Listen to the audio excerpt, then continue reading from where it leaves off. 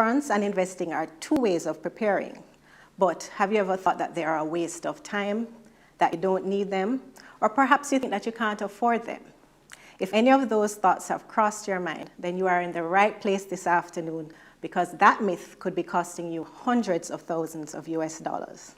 My name is Tony Anita Elliott, Vice President Sales and Marketing at Sterling Asset Management, and I'm joined this afternoon by two distinguished gentlemen. I'm going to start with my far left. We have with us our guest panelist, which is Mr. Raymond Walker. He is the chairman, founder, and CEO of Caribbean Assurance Brokers. Good afternoon, Mr. Walker. Thank you for being here. And our Sterling panelist this afternoon is our very own Dwayne Neal, Assistant Vice President, Personal Financial Planning. Afternoon, Dwayne. These two gentlemen will be answering some frequently asked questions that we have been getting from our clients about investing and insurance, particularly international health insurance. We also want to take some live questions from you, our viewers, as well. So if you're joining us via Zoom, you can submit your questions throughout the webinar via the chat window. And if you're joining us on Facebook Live, Instagram Live, or YouTube, you can also submit your questions via those channels as well. And if time permits, we'll make every effort to get to those questions towards the end of this session this afternoon. All right, so information to share, so I'm going to just get straight into the questions. Mr. Walker, now, suppose, I'm a very wealthy person. I've been very diligent with my savings, and I've amassed quite a bit of US dollars in savings, hundreds of thousands. Why would I still need international health insurance? Well, if you said you had amassed hundreds of millions, I could say that possibly you could go without international health insurance. But international health insurance, based on the scope of the cover, is designed to cover almost any eventuality, and so almost any issue that you could be faced with. And so there are times when we encounter, and you will see later on, risks that are in excess of millions of US dollars. Our plan, for example, cover up to 2 million. We have had a claim already that exceeded 2 million. So when somebody said, well, listen, I have hundreds of thousands of dollars and I don't really need international health insurance, then what the person is saying effectively is that I'm prepared to whatever happens that is going to cost that amount of money, then I'm prepared to die. Yeah, they can't afford to be sick then, basically. I know I've always heard that it's very expensive, that healthcare is very expensive, but do you have any statistics or numbers off the top of your head in terms of what the cost of being in the hospital might be, or cancer treatment, just so that people can really understand what we're talking about? It varies based on the state, the hospital. There are some hospitals, for example, they target international clients, so they will do a lot of ads, a lot of advertisements in the international market to have persons come into their facility. And a lot of our clients, they're inclined to follow these ads. And it's not that these facilities, they are offering better standard of care than others. It's just that they're putting a lot of dollar into ads. And so in the case of our plan, we say to our clients that there is a need for you to pre-certify to get an idea where you're going. We have had instances, for example, one pregnancy, and this person went to a hospital in California, and this is a normal delivery, and that ran over $280,000. Okay. So to give you an idea, yes, what we're going to talk about. Yeah, I get you. Yeah, we are all very susceptible to advertising, and sometimes because you know of a place, you think that it's the best, that's not always the case. For those of us who don't really understand, though, how does international health insurance work, and how does is CAB able to offer that to their clients? So international health insurance is if you're accustomed to your local health insurance, it's pretty much the same concept. What is different is the scope of cover. So your local health insurance would typically say offer you up to 5 million Jamaican dollars per annum, some for a lifetime. In comparison to an international health insurance plan that would be offering you up to 2 million US dollars per annum. In terms of how CAB fits into the whole picture is that we guide our clients from the purchase right through to the claim. And so our clients, if a client has the need to use the plan, then the client can either contact us or the client can access care online.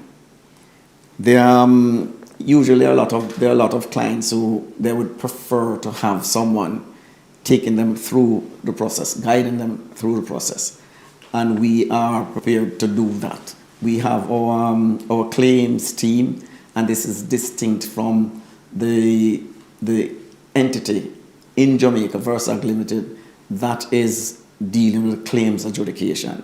We have our claims person separate and apart from that they will guide the clients to say, okay, this is what you need to do in terms of getting a pre-certification, and so on and so forth. Yes. Okay. All right. Well, I mean, so having international health insurance, then they wouldn't have to dip into their savings. They wouldn't have to liquidate their assets, right? Absolutely. But of course, a lot of people, you still, people think that it's for the wealthy only. Would you say that that is true? Not at all. In fact, if you cannot afford international health insurance or health insurance generally, then you cannot afford to be ill.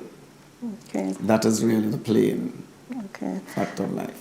Well, I mean, my imagination goes wild, and I always assume the premiums for these things are very high. But, what kind of numbers are we talking about for the premiums? Now, it depends on the age of the person. It depends on the plan option. So, for example, 0 to 20 on one of our global share plan, the premium there would be in the region of $300-400 per annum. If you're looking at, say, 21 to 30 odd, the premium there would be maybe about $700 per annum. If you're looking at our global one plan, which is the top of the line, then for the 0 to 20, you'd be looking at maybe 900 or not. And that is, I'm looking at the zero deductible option. That is, you're not required to go into your pocket for any claim anywhere in the world with the exception of the USA. So that plan will carry a zero deductible anywhere in the world, Jamaica, except the USA, where the deductible is $2,500. Okay, so I mean, you briefly touched on something there. So is it that you can use the international health insurance here as well? Here as well. Okay. Yes. All right, well, on the lower end, the premiums didn't sound so bad, but I'm sure I've heard where premiums can get up to almost as much as $20,000 US. Yes, so if you're in your 70s, okay, then your premium begins to, be right up there, as you said, in close to quite maybe about 15,000 or thereabout. Okay. Yeah. All right. So on that end, it sounds a little bit unmanageable, and especially to somebody that age who would be retired. Are there ways that people can afford this? Are there financing options? Well, yeah, there are finance companies, premium finance companies that they are in the business of providing premium financing for the clients, and a lot of our clients access those entities. So, and CAB would refer and encourage that as well for those who think that it's unmanageable. Certainly.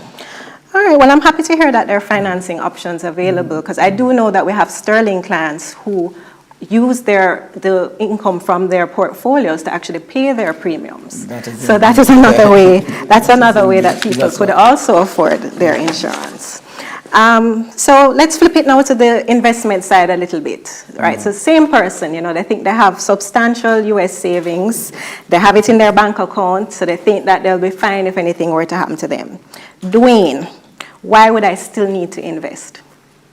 Well, like Mr. Walker started off by saying, unless you have millions, lots of millions of US, then it can get to a point where you can deplete So it is good to actually have savings to begin with, but you also have to remember the factor of inflation. Simply put, inflation is the change in the price of goods and services over time. So goods and services tend to get more expensive. If you are not investing at a rate that is for somebody who is retired, who no longer gets an income, what you'll find is that a pool that you have in your savings account, you now have to dip into that to cover your expenses. So when you couple your expenditure with inflation, you might deplete that way quicker than you anticipated.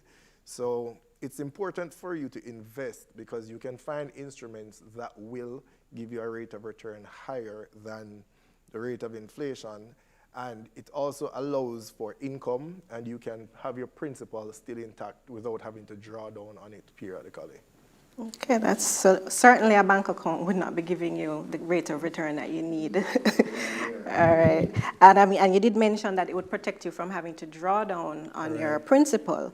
And another thing that a lot of people are not aware of is that you can actually borrow against your investment holdings. Correct. Right? The whole principle of borrowing against your investment, your funds are still invested, it's still earning, so that will help to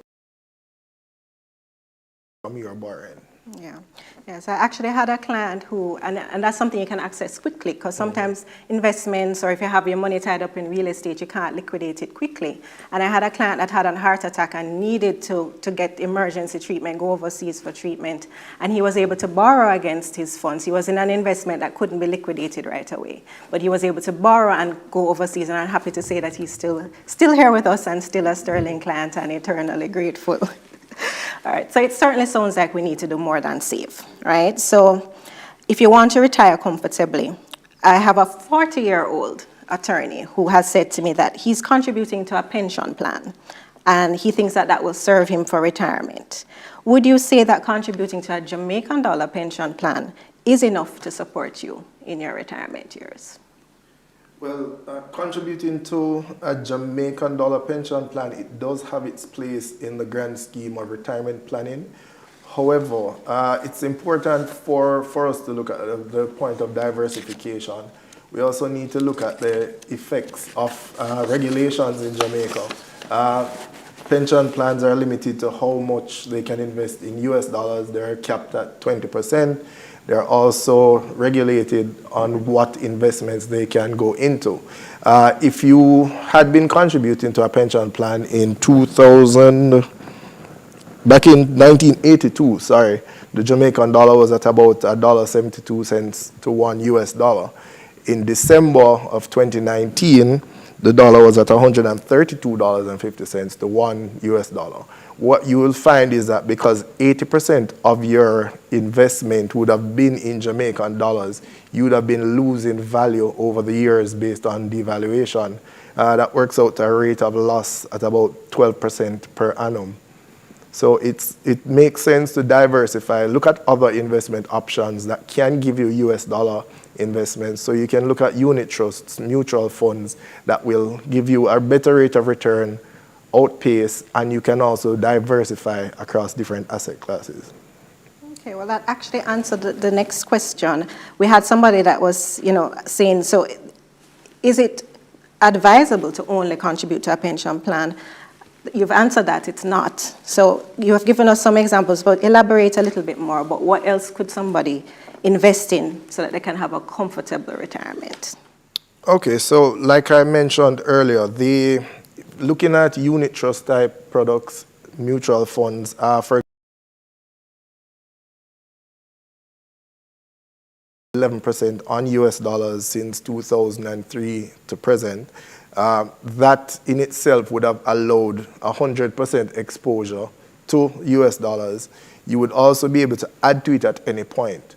I think a lot of people get comfortable with a pension plan because they don't necessarily have to think about, every month how much do I need to take out, how much do I need to contribute. But in this case, if you are making that conscious effort to prepare properly, then you can put things in place. And having that mutual fund or that unit trust can allow you greater growth and a larger lump sum at retirement. Yeah, and you can treat it the same way. So, I mean, with a mutual fund unit trust, you can do an initial investment, but you can also add to it over time. So you can, just like how you're set up to have deductions from your salary, you could also set up to have regular deductions from your bank account to make it that same way where it's just automatic and you're not thinking about it. Right. So earlier, you had mentioned about the restrictions on pension plans and what they can invest in, and that's something that a lot of people are not aware of. The limitations on how much US that the pension plans can invest in, How much equities. and how much equities, which could boost the return on the fund. So it sounds like there's some fine print there that people might not even realize about their pension plans. So speaking of fine print, health insurance companies, this is something I hear a lot from our clients, that they're always trying to get out of covering their expenses and that they just don't work, and they feel that there's a lot of fine print and hidden clauses. How can Caribbean Assurance Brokers help somebody to avoid that? Okay, well, it is always advisable that when you're dealing with any form of health insurance, more so international health insurance, that you have a quote-unquote good broker. And that is a broker who will advocate on your behalf.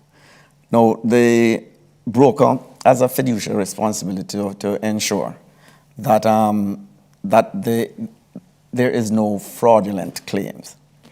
And so we will make sure that the claim is a just claim, and if the insurer refuses to pay the claim, then we will do everything possible to ensure that they pay and that the client gets what the client deserves. Mm-hmm. Now, Caribbean Assurance Brokers is, I should say, above the rest from the standpoint that we are the only insurance broker. I'm aware of that. We have a patent as well as we have a patent on the iChip. And as such, the product is not owned by the insurer. Over the years, we have moved our plan from one insurer to the next simply because of issues that we have had with respect to insurer trying to avoid paying large claims. Usually when a claim is in excess of $1 million, you have. This is where the broker really comes in, and the broker has to show his worth to the client in terms of advocating on their behalf. So to literally, quote unquote, fight on behalf of their client, we can, because in the case of the others, the insurer may just say, listen, we are going to terminate your contract as a broker, and they're off. The broker loses his clients because the clients are going to go wherever the insurance is taking them for the most part. In our case, we take our product and we get another insurer to insure the product. And we have had that at least 2 occasions. Yeah. Okay, so but I imagine also there's some responsibility on the client side as well to be Certainly. very upfront in terms of what any pre-existing Certainly. conditions, and that certainly will make the process a lot smoother. Yeah, we say to our clients, listen, you need to disclose everything. Mm-hmm. And in other words, if you have had something, disclose it. And once you have disclosed the information, then you have no problem whatsoever in terms of claims and dealing with claims. Okay. Well, to move slightly away from the international health insurance, mm-hmm. we've been thinking about our mortality a lot, right? We're in a pandemic right now, and we're losing people. Mm-hmm. You're facing your own mortality. Mm-hmm. So, other than worrying about yourself and what happens if you get ill, right. How can insurance help you if something were to happen to you, we are unable to work? How can it help your family? Yes, so there are different types of insurance. So you have life insurance, where a life insurance policy can do several things. One, the life insurance can protect your family. We call it family protection. In the event of your untimely demise, then you have funds that will be available to your spouse, your significant other, your children, to ensure that they have all the plans that you had in place for them. All of those plans are realized because the funds will be there to deal with that. You also have situations where you may be in a business, you have a partner, and you would like to be in a position where, in the event of the untimely demise of your partner, to pay the partner's stake in the organization to the person's beneficiary. And so an insurance policy would facilitate that. And this is why, for example, we talk about, and also in the case of if you have a key person, you're a new organization, a young organization, you have some key persons within the organization, you'd like to be in a position, if that person should die, then the organization would have the funds necessary to get someone to replace that person. Maybe not fully, but then at least for a period of time. So when you look at all there are several ways in which insurance can help, whether it be in the case of a business or in the case of your family. And those are just a few. Yeah. And I imagine there are some insurance policies that can help you pay off debts, personal debts as well, and maybe even provide for your children's education. Absolutely. So you have, for example, once you're taking out a loan, usually the bank or the mortgage company will say, well, we need insurance to in the event that you died unexpectedly. Then you would take out the insurance to the extent of the loan, right? And that insurance would be assigned to the entity, the financial institution, so that if you died tomorrow morning, that loan would be taken care of. Your family is not left in debt. Okay. Yeah. All right, well, that certainly hopefully gives people a lot of peace of mind. So Dwayne, back to you now. You know, you're not just accumulating. You had said it's important to invest, not just contribute to a pension plan or to save. But what about people who say that interest rates are so low right now? Does it make any sense to invest? Investing is a waste of time. Well, the reality is interest rates are low. They have been low for some time now, and we project that they will continue to be low for some time to come. However, there are options available for persons looking to invest to earn rates that are higher than a savings account rate or just a regular repurchase agreement rate. Persons can look at things like structured notes, like we said before, mutual funds, that can actually give you more attractive returns.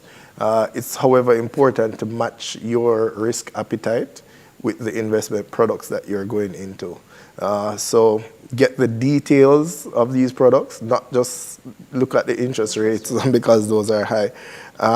Also, persons can look at options that will not only give you a fixed rate of interest, but can also give you capital appreciation. So, for example, some of the bonds in the market now might be priced attractively with a potential for upward price movement. So if you can lock in your interest rate and have the potential for price movement, then, you know, it's a win-win situation. But what about like business people? I know that a lot of people who own their own business, they just think that they should just put everything back into the business. I mean, that is a form of investing. Sure. But what would you say to somebody who just thinks that if they put everything into the business, if something happens, they would be okay? It's just like what I would tell any other investor. Investing in your business is one form of investing, but diversification is still key. Your business might be doing well now. We don't know what could happen given the current global crisis. Yeah, we've seen it.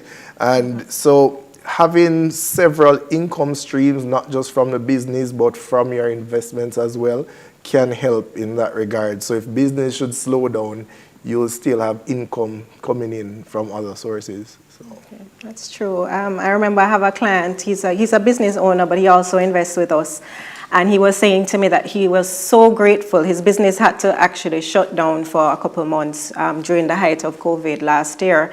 And he was so grateful that he was able to still come and collect his interest checks from his bonds, you know. So again, that's the importance of diversifying. You know, he didn't just have income coming from one place, and I can't imagine what would have happened otherwise.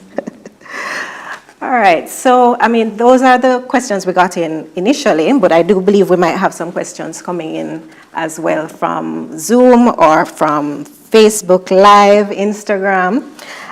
So the first one I'm seeing here is, I am self-employed. I'm an HR consultant. Is it possible for me to still get insurance? And how expensive is it? I'm assuming that's probably health insurance you're talking about. Okay. Because people think that if you're not, you know, registered with working with an institution, you can't. Right. So, because this is a self-employed person, he or she may not be able to be a part of an employee, you know, typical employee benefit scheme. However, we have several options available. We mentioned the iChip earlier, we spoke about the iChip earlier on, and that is a plan that's designed for individuals, companies, families, etc. In addition to that, we do have our Credit Union Gold Series. And this is a plan that it's extremely reasonable. Persons can access the product through their credit union. They just simply, once they're a member of a credit union, they go and they can purchase this plan from the credit union. The plan offers 3 types of cover under one. So you're covered for health, you're covered for life, and you are covered for personal accident. And when I say personal accident, to give you an idea, we're talking about, it's not just a question if you lose a limb, etc. We're also talking about if you lose your job.